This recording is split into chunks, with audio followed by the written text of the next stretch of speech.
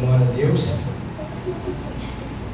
Visto que a justiça de Deus se revela no Evangelho de fé em fé, como está escrito, o justo viverá da fé.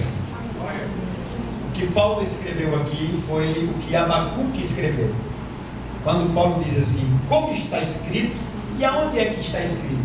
Abacuque 2,4 também está lá falando sobre isso. Em Hebreus 10,38 também cita a mesma palavra, o justo viverá da fé. Por que nós lemos esse versículo? Porque este versículo foi o versículo que impactou a vida do monge chamado Martim Lutero. Ele teve acesso às escrituras, era um homem estudioso, e quando ele leu em Romanos 1,17, o justo viverá da fé, então ele entendeu que tudo aquilo que a Igreja Católica Apostólica Romana estava fazendo ia contra as Escrituras. Ora, vista que nós temos como foco trazermos sobre a reforma, eu queria trabalhar nessa noite algumas coisas sobre a reforma, e entre elas eu quero trabalhar as 5 solas. E o cristianismo começa exatamente no século I, a igreja por muitas perseguições, os irmãos perdendo suas casas, morando em cavernas, habitando até em cemitérios, em lugares muito difíceis de viver, perderam suas famílias, seus bens, foram sacudidos nas arenas, foram mortos. Mas quando chegamos entre o século III e o século IV, um grande momento na história acontece porque o imperador entra na história defendendo os cristãos, Constantino. E então Constantino tem um sonho, uma visão de que ele ia para uma batalha e viu uma cruz pegando fogo, e no sonho dizia para ele que aquele seria o sinal da sua vitória. Ele foi para a batalha, voltou vitorioso, e então agora começou a defender o cristianismo. A igreja agora começou a crescer, a ter apoios políticos, apoio de numerações, gente chegando de todos os povos. Afinal de contas, o imperador, entre aspas, declarava-se crente, parou a perseguição, começou agora a igreja a crescer de um número muito grande.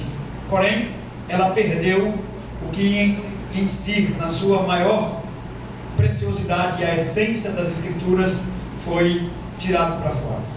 Quando chegamos no século XVI, no meado do século XVI, o Papa Leão X, ele começa a construir a Basílica de São Pedro. E como ele precisava de recurso financeiro, ele começou agora a enviar emissários para vender indulgências. Para vender naquele tempo, se você não sabe, havia espinho da coroa que Cristo havia sido crucificado, havia leite do peito de Maria, e tantas coisas que estavam acontecendo. Martim Lutero então já havia sido libertado pelo poder da palavra, e ele então é informado de que esses movimentos estão acontecendo. O Papa X, ele envia pessoas para a Europa, para outros países, para vender indulgência, e dando como um recibo que garantiu o perdão das pessoas por validade de alguns anos. Aí tinha, quanto mais você pagava, quanto mais você teria perdão dos seus pecados durante 1 ano, 2 anos, 4 anos, 5 anos, e ele emitia notas de perdão, né? Confrontando as escrituras. Nesse momento, o monge Lutero, né, que era da igreja católica, ele já havia chamado a igreja, o clero, né, a autoridade maior, os papas, os cardeais e todo aquele povo, para que eles fizessem uma reforma. A visão de Lutero não era romper com a igreja católica. A visão de Lutero era que a igreja se reformasse daquilo que ela estava fazendo, se retratasse de tudo aquilo que eles estavam fazendo. Eles não aceitaram. Por quê? Porque durante esses períodos, os grandes ricos, os poderosos, eles viviam uma vida de promiscuidade, mas bancavam as igrejas, pagavam. E aí o papado ficava com medo de pecar, de pregar contra o pecado, porque quando eles pregavam contra o pecado, o fazendeiro, o senhor de engenho, cortava a verba da igreja. Então, deixava o camarada viver como queria. Outros faziam, não sei se você já viu, mas a maioria das fazendas, elas têm uma capelinha lá, que era exatamente o símbolo do perdão, da piedade, daquele momento. Então o cara vivia uma vida promíscua, mas ele construiu uma igreja, ele achava o que estava bem. E aí, na construção daquela igreja, havia um superfaturamento, né? A igreja católica cobrava X e construía lá o que chamamos de capelinha. Então o Lutero já havia chamado a igreja, já havia chamado o clero, já havia chamado, mas eles não aceitavam de forma nenhuma ser retratado ou fazer uma reforma. Quando chegamos no dia 31 de outubro de 1517, Lutero então vai na porta do castelo de Wittenberg e prega as 95 teses de Lutero. Era exatamente contestando, à luz das escrituras, toda a prática que a igreja católica havia rompido com as escrituras e o que eles estavam fazendo. Por que Lutero fez exatamente no dia 31 de 1517? Ele usou a porta do castelo de Wittenberg. Ele fez isso exatamente porque aquele dia era um dia específico. O dia 31 de outubro é considerado o dia de Todos os Santos. E no dia 31 de outubro aquela cidade estava cheia. E a porta do castelo era exatamente como se fosse o quadro de aviso. Tudo que estava em destaque estava escrito ali na porta do castelo. Então, esse dia 31 de outubro de 1517 inicia-se de forma oficial a reforma protestante. Começa agora. Já visto que nesse dia agora, no nosso, dos Estados Unidos, importado para aqui, é comemorado o dia das bruxas, né? Dia de Halloween. Isso trazendo como um objetivo satânico para ofuscar a história e o dia tão marcante que foi quando Lutero pregou as 95 teses na porta do castelo de Wittenberg. Aqui, meus irmãos, começa então um grande movimento, o movimento chamado Reforma Protestante.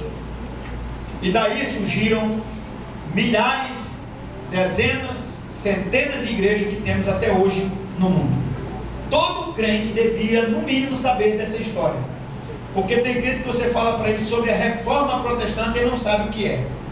Dali foi aonde rompeu a Igreja Católica com o movimento protestante, aonde eles protestavam contra tudo aquilo que a igreja estava fazendo de errado. Então, havia outros grandes homens que foram protagonistas desse momento, mas o que mais enfoca e o que é mais citado é Lutero. Mas já havia outros antes de Lutero que também foram protagonistas desse grande momento. Era Deus exatamente mudando a história da igreja. E como Lutero pregou as 95 teses, e das 95 teses ele também fez uma tese, uma síntese das 95 teses.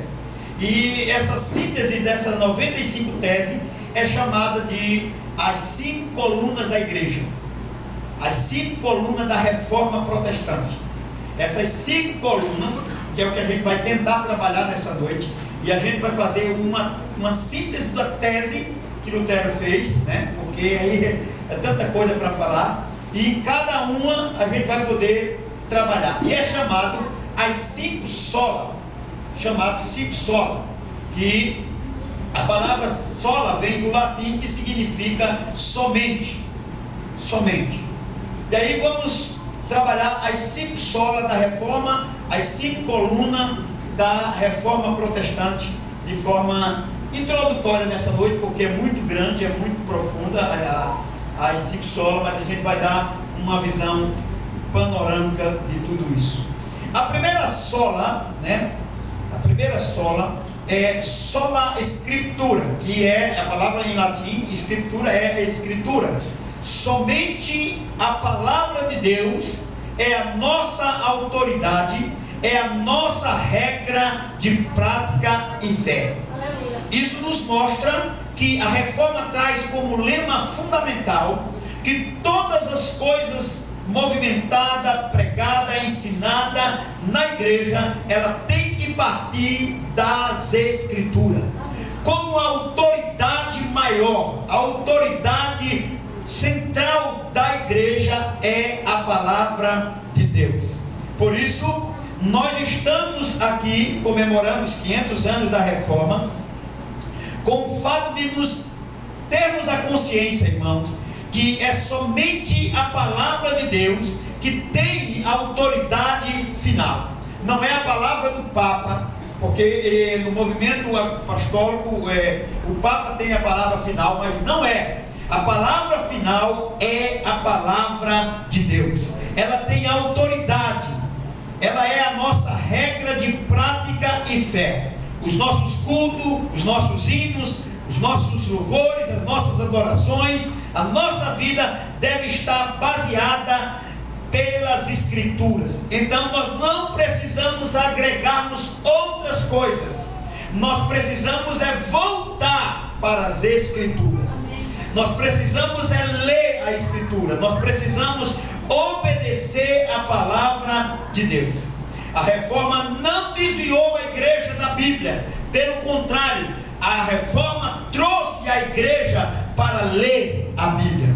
E aí, esse é o momento em que nós estamos vivendo, tão difícil no nosso meio, quando muitos crentes e muitos pastores e igrejas têm desprezado a palavra de Deus. A palavra de Deus, ela tem que ter prioridade em todos os cultos. Nós precisamos priorizar a palavra de Deus. Só a Escritura é a regra inerente da vida da igreja. Mas a igreja evangélica brasileira atual tem separado ou dividido as Escrituras com tantas outras coisas que têm surgido no meio da igreja. Entre elas, na igreja tem entrado por prática de ideias, interpretações, visões e revelação. A igreja tem buscado os meios técnicos, os meios terapêuticos, os meios de estratégia de marca para obter as pessoas e transformar. Isso não transforma.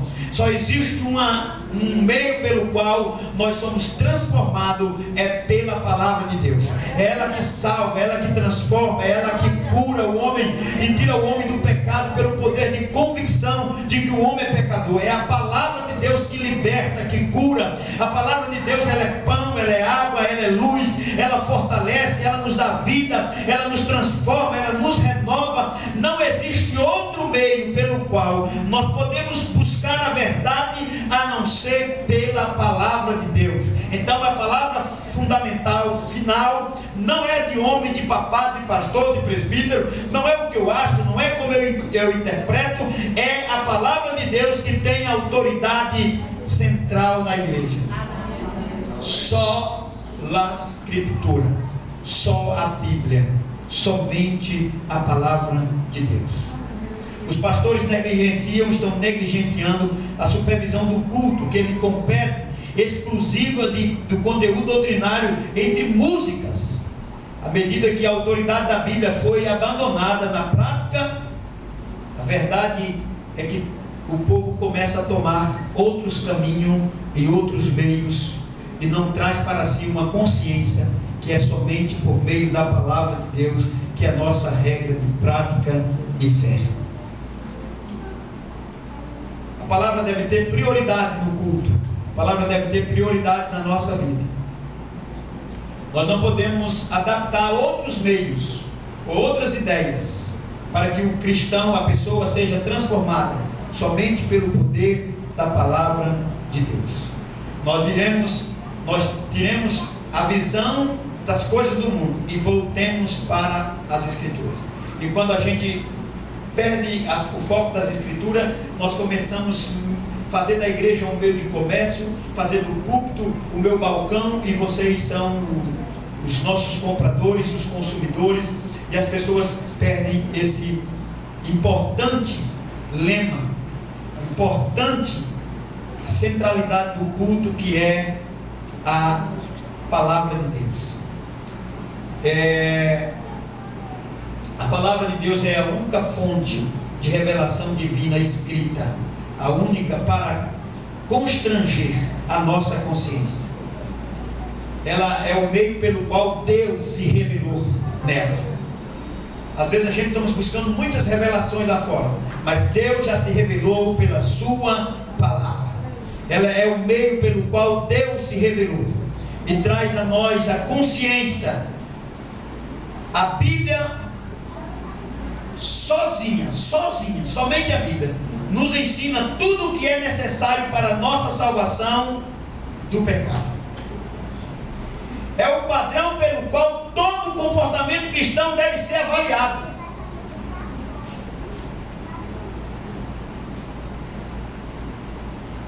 Podemos negar que qualquer credo, qualquer consigo ou indivíduo possa constranger a consciência do crente mais do que a palavra de Deus através do Espírito Santo.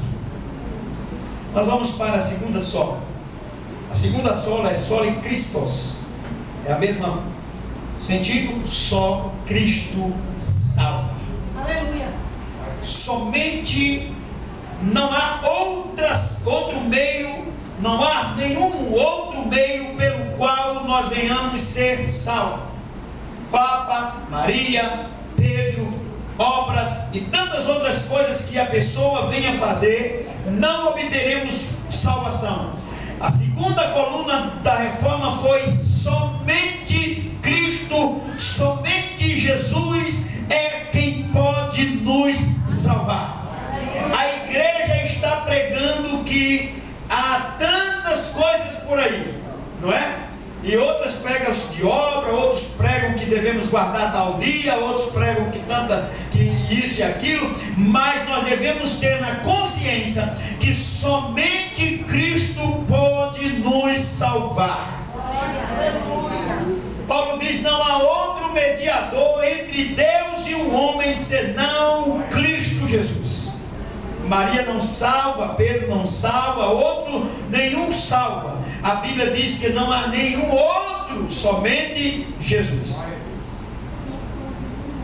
Nós precisamos reconhecer que a salvação está na pessoa e obra de Cristo Jesus. Quantas pessoas têm achado que vão ser salvos porque são bonzinhos, porque faz algumas obras? Tem outros que estão até dando sopão, achando que isso vai dar a ele o direito de salvação. A salvação somente por meio de Cristo. A nossa salvação é realizada unicamente pela obra mediatória de Cristo. Sua vida, sua obra, sua expiação. Por isso, só Cristo é suficiente para nos justificar e reconciliar com o Pai. Não há outro meio de salvação senão por Cristo.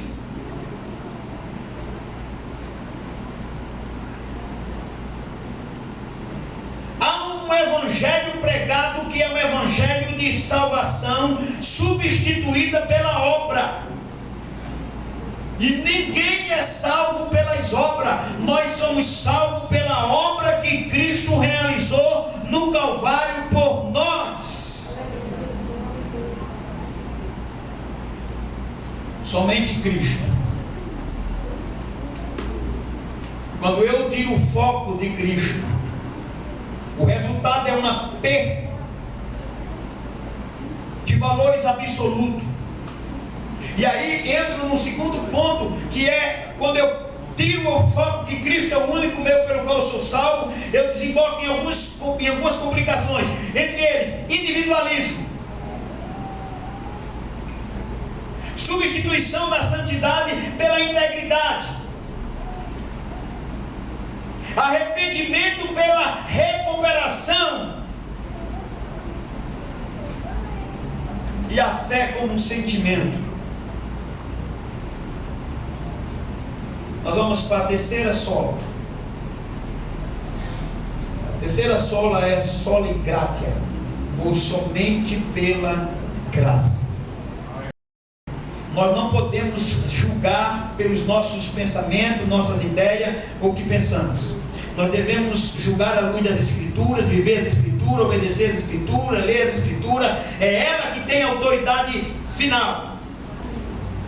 A segunda sola é somente por Cristo. Não há outro meio, não há atalhos, não há becos, não há nenhum mérito de nós conseguirmos chegar à salvação, a não ser pela pessoa bendita de Cristo.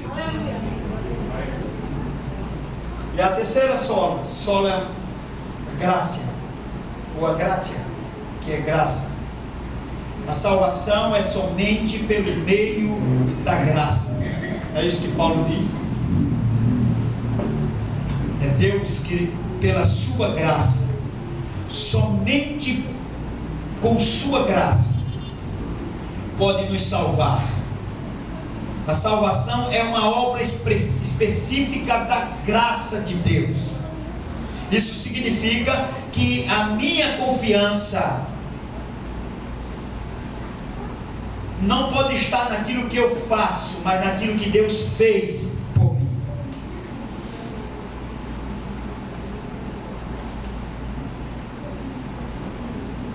Agora, o homem tem a confiança desmerecida da capacidade humana, que é um produto da natureza humana decaída. Ele acha que ele pode.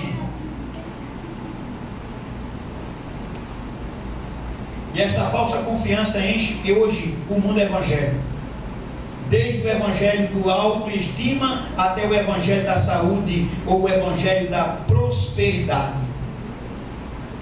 Desde aqueles que já transformaram o evangelho num produto vendável, e os pecadores como consumidores, aqueles que tratam a fé cristã como verdadeira simplesmente porque funciona.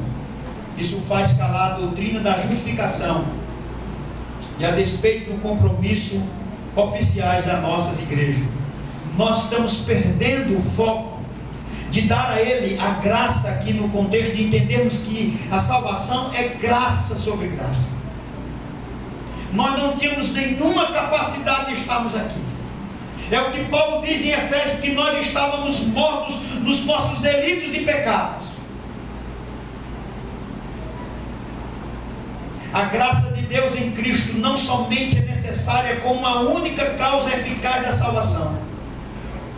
Confessemos-nos que os seres humanos nascem espiritualmente mortos e nem mesmo são capazes de cooperar com a graça regeneradora. Eu não tinha como estar aqui. O que foi que fez eu estar aqui? A graça de Deus. Eu não merecia estar aqui, mas eu estou aqui por quê? Por causa da graça de Deus. Eu não tinha capacidade de estar aqui, mas eu estou aqui por causa da graça de Deus. Tudo que nós estamos fazendo é movido pela graça de Deus. E a graça é exatamente o favor imerecido. Nós não merecíamos, mas Deus fez. Reafirmando aos irmãos que a salvação é o que somos resgatados da ira de Deus, unicamente pela sua graça. É uma obra sobrenatural do Espírito Santo, não está no campo natural, meu irmão. É uma obra sobrenatural do Espírito Santo que nos leva a Cristo. E quantos de nós, digamos isso, quantas pessoas que nós vimos que não tínhamos, que a gente vê que há pessoas que não têm nenhuma capacidade, ninguém tinha nenhuma capacidade de chegarmos a Deus, e de repente aquela pessoa é transformada, é mudada, é impactada, é porque a graça de Deus chegou sobre a vida dele, e o resgatou da ira de Deus, e o transportou para Cristo. E Ele nos tirou da servidão do pecado, e erguemos da morte espiritual para uma vida espiritual. E o que é isso? É graça. Isso tira o mérito do homem, porque nós estamos vivendo um evangelho meritórico que as pessoas merecem. Você já escutou a pessoa dizer assim: eu não aceito, eu determino, eu não sei o que, como se ele tivesse algum mérito de dizer ou autoridade sobre isso. A mesma coisa na primeira sola Escritura. A palavra que tem poder não é a minha palavra. A palavra que tem poder é a palavra de Deus. A palavra que não volta vazia é a palavra de Deus. A palavra que Deus vela é a palavra dele, não é a minha. Mas tem gente que acha que se seu fulano disser é verdade. Não é, meu irmão. A verdade está aqui. Jesus disse: conhecereis a verdade e a verdade vos libertará. A graça tem a capacidade de nos tirar da morte, do pecado, e nos transportar para a viva esperança. Neguemos, pois, que a salvação seja de qualquer sentido de obra humana, irmãos. Os méritos técnicos, as estratégias humanas, por si só, não pode realizar essa transformação. Isso é graça de Deus. E eu digo isso na minha igreja, que a gente deveria ser muito grato a Deus, porque nós estamos aqui, mas poderia ser outras pessoas. Mas Deus escolheu a nós. Isso é graça. Às vezes a gente passa na rua, vê alguém caído, algumas pessoas que perderam o seu sentido na fé, e a gente acha que somos melhor que essas pessoas. Perdemos o senso do que é graça. Quando a gente vê essas pessoas é para nos constranger muito mais, porque a gente pode olhar e dizer assim: eu podia estar aí, mas o Senhor, pela sua graça, me colocou aqui. É o que diz a Bíblia: não fosse vós que escolheste a mim, mas eu vos escolhi a vós e vos enviei para que vades e dê fruto, e o vosso fruto permaneça. Mas às vezes as pessoas passam e olham para as outras pessoas e dizem assim: eu não sou como esse bebarrão, eu não sou como esse que vive nas drogas. Isso não é a atitude de um crente que conhece o que é graça. O que conhece o que é graça é alguém que se salvou da morte e olha e diz assim: eu podia estar ali, mas eu estou aqui, e eu não estou aqui porque eu fiz, foi porque Deus me trouxe. Você está aqui nessa noite porque Deus te trouxe. Você abriu a mente, porque Paulo diz em Coríntios que Deus cegou, o Deus desse século cegou o entendimento para que não vos resplandeça a luz do Evangelho, segundo 1 Coríntios 4:4. Há pessoas que estão cegas, mas Deus tem o poder de fazer com que eu e você tivéssemos abrido os nossos olhos, enxergar a glória, a presença, a obra vicária de Cristo. E quantos estão cegos? E nós não fomos curados da nossa cegueira porque nós fizemos algum tratamento. Foi porque o médico por excelência nos curou e abriu os nossos olhos e fez com que nós ouvíssemos e entendêssemos e compreendesse a obra, que nós estamos aqui porque é graça. Mas às vezes tomamos o mérito que estamos aqui porque somos melhor, porque deixamos de beber, porque deixamos de fumar, porque deixamos de fazer isso ou aquilo. E nós estamos aqui por causa da graça. Essas 5 sola que aqui confronta o que a Igreja Católica estava vivendo, a salvação por obras, né?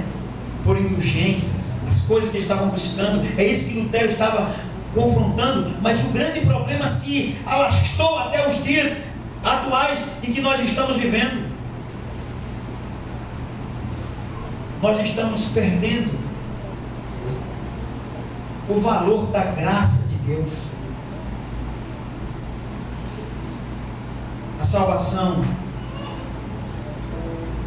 da nossa vida, que fomos resgatados da ira de Deus pela graça, é uma obra sobrenatural do Espírito Santo que nos leva a Cristo, soltando de nossa servidão ao pecado e erguendo-nos da morte espiritual para a vida. Neguemos, pois, que a salvação seja em qualquer sentido obra humana. Os métodos, técnicas, estratégia humana por si mesmo não pode realizar absolutamente nada. Vamos para a segunda sola, a quarta, aliás. Aí eu ia voltar, hein? Sole fé. Salvação somente pela fé. Não é a fé, mas a obra. É somente a fé. E o que é a obra, pastor? Primeiro eu quero dizer para você que a salvação é unicamente pela fé. Paulo diz isso: salvação é pela fé, isso não vem de vós, é dom de Deus, para que ninguém se glorie. E o que são as obras? As obras são resultado da salvação. É como se a fé fosse a raiz e as obras, os frutos daquilo que temos. É por isso que Tiago não contradiz, porque a salvação pela fé, e a fé salvífica, ela tem que gerar obras, porque se não gera obras, não tem fé. Então, a salvação é unicamente pela fé.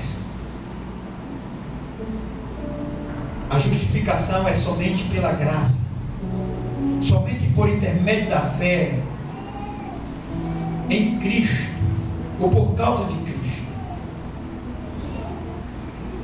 Este é o artigo pelo qual a igreja se sustenta ou cai.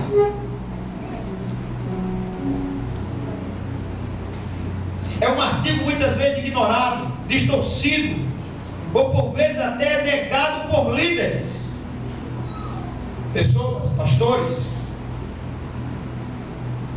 que professam um evangelho.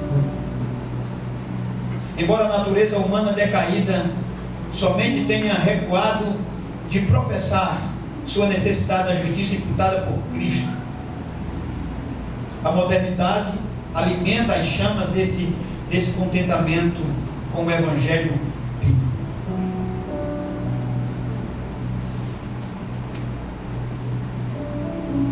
Muitas pessoas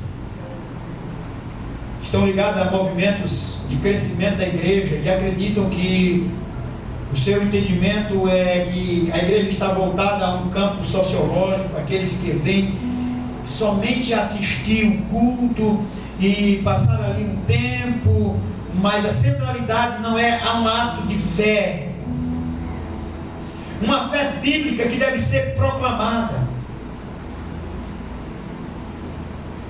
E aí, tem tanta igreja que perdeu esse foco. Temos de tudo no culto, mas nós não vimos incentivação ou motivação para exercitarmos a nossa fé salvífica.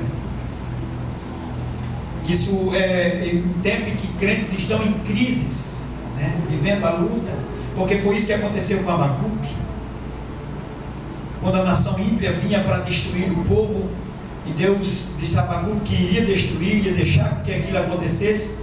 Abacuque então pergunta a Deus e disse: Senhor, o Senhor destruirá o justo com o ímpio? O justo com o ímpio? Deus disse a Abacuque: Abacuque, o justo viverá da fé. E que fé é essa, pastor? É a fé na obra da justificação. É apropriar-se de que Cristo já pagou o seu pecado, de que Cristo já nos absolveu da ira, da justiça de Deus, e Ele mesmo bebeu o cálice que estava para nós bebermos.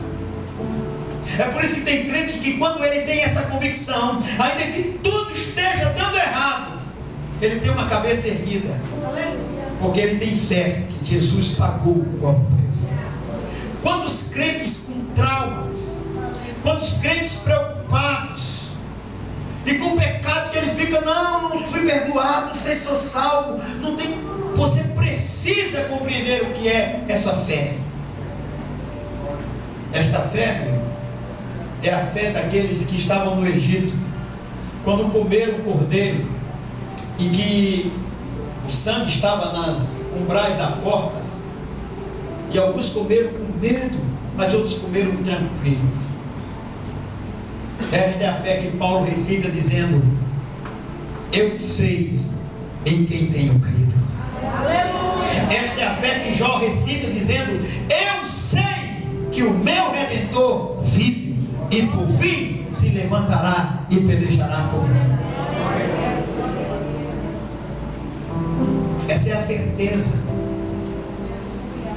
Conta-se a história que os pintores foram pintar quadros em um concurso para ver quem ganhava, quem pintasse o quadro que mais expressasse paz.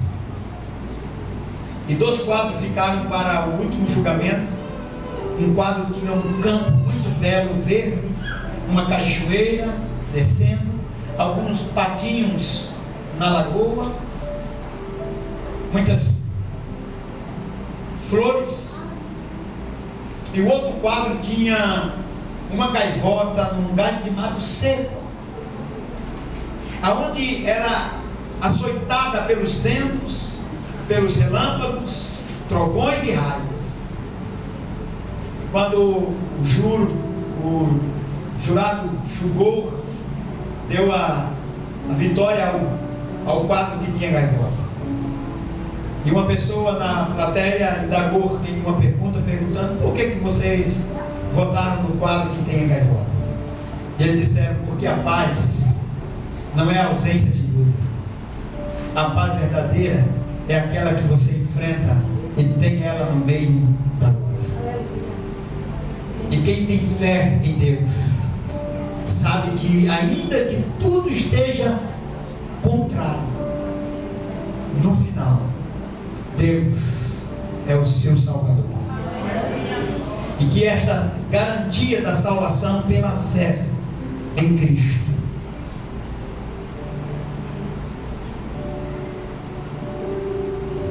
não existe nada que pode substituir o nosso lugar em Cristo Jesus. Deus nos imputou em Cristo. Ele imputou a justiça dele em nós e os nossos pecados em Cristo. É por isso que quando Paulo está falando sobre isso em Romanos, no capítulo 8, ele diz assim: pois nenhuma condenação há para aqueles que estão em Cristo Jesus. Cristo levou sobre si a punição, a nossa culpa. Nós agora andamos na sua graça. Nós agora estamos justificados e somos agora adotados como filhos de Deus. Não há base para a nossa aceitação diante de Deus a não ser pela fé. Eu creio, eu acredito na cruz, eu acredito que Ele pagou meus pecados. Isso é fé. A justificação é somente pela graça, somente por intermédio da fé nós obtemos a certeza da salvação e da justificação. Na justificação, a retidão de Cristo nos é imputada como o único meio possível de satisfazer a perfeita justiça de Deus. Negamos que a justificação se baseia em qualquer mérito, ou em que possa ser achada, ou em base, ou em outro fundamento, ou em outro meio pelo qual nos justificamos diante de Cristo, porque somente Cristo é quem nos justifica. Agora a última sola. Solidei a glória.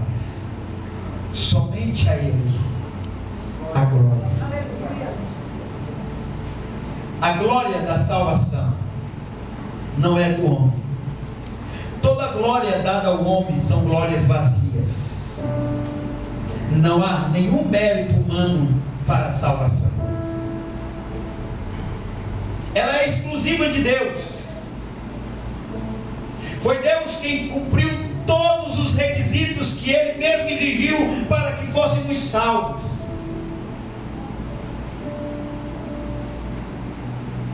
Toda a glória é de Deus, pois Ele realizou tudo sozinho. Ele nos escolheu, Ele nos chamou, Ele nos justificou, Ele nos santificou e nos glorificará. Tudo é Ele que faz em nossa vida. Quantas pessoas querem para si o mérito de alguma coisa?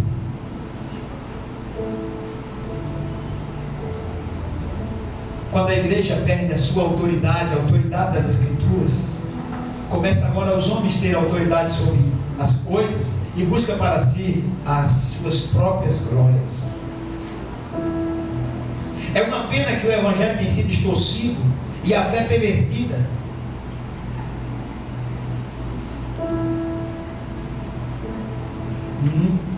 Os nossos interesses substituíram os de Deus. E nós estamos fazendo o trabalho dele do nosso modo.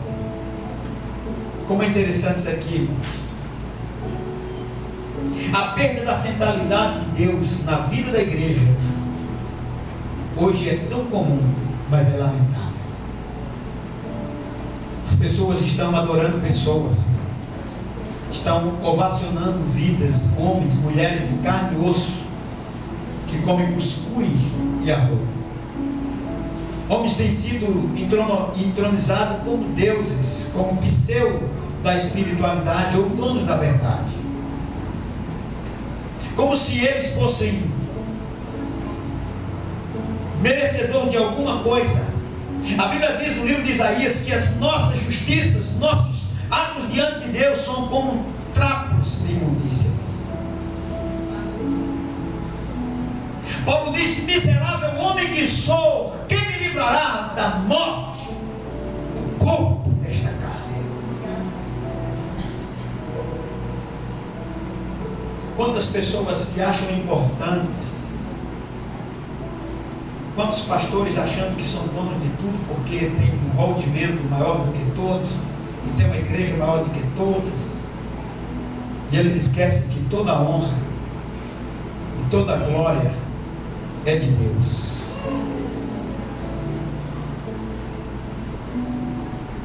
A igreja não tem dado glória a Deus. Quando acertamos algumas coisas, foi fulano que orou. Quando conseguimos sucessos, entre aspas, dizemos que é alguém que tem um método que faz.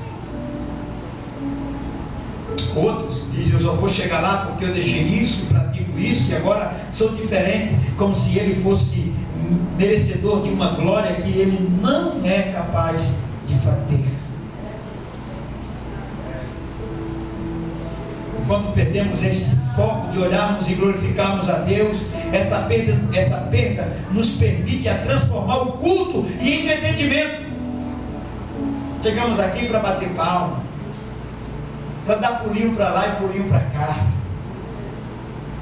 A pregação do Evangelho virou algo de marketing, onde alguém se projeta, vende, se engrandece, ou até mesmo vende aquilo que não tem e dá aquilo que não possui.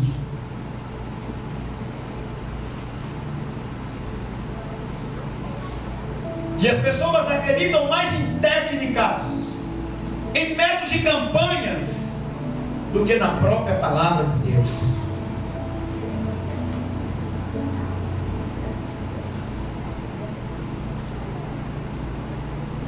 Como resultado, irmão,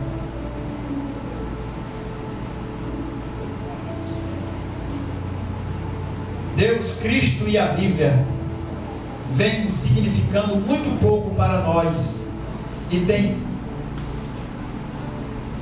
peso muito pequeno, irrelevante sobre nós. Escute o que eu vou falar agora, viu? Deus não existe para satisfazer as ambições humanas.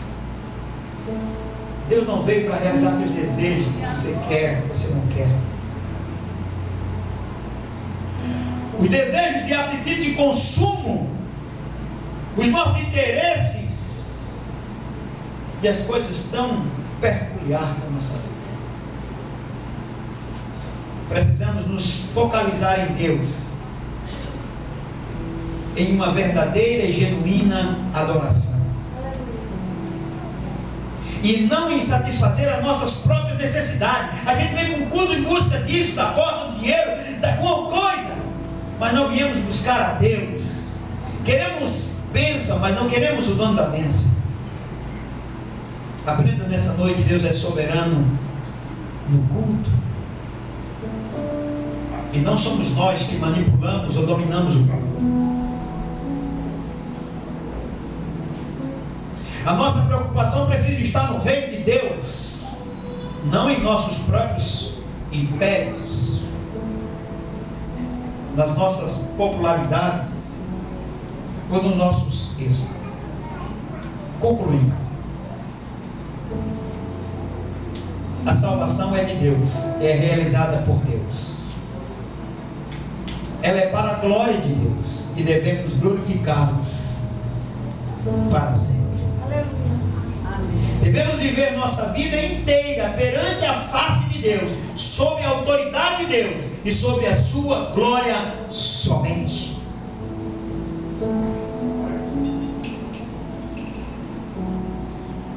Negamos que possamos apropriadamente glorificar a Deus se o nosso culto for confundido com uma mera reunião e encontro de amigos. Se negligenciarmos a lei ou o evangelho em nossa pregação, ou se permitirmos que o afeiçoemos e tenhamos as autoestimas e as altas realizações, se tornem opções alternativas do evangelho. Isso foi o que Lutero fez, uma síntese das suas 95 teses. O que está nas 95 teses está focado exatamente nessas 5 colunas da reforma, chamada as 5 solos. E eu quero que você medite, que você tenha uma consciência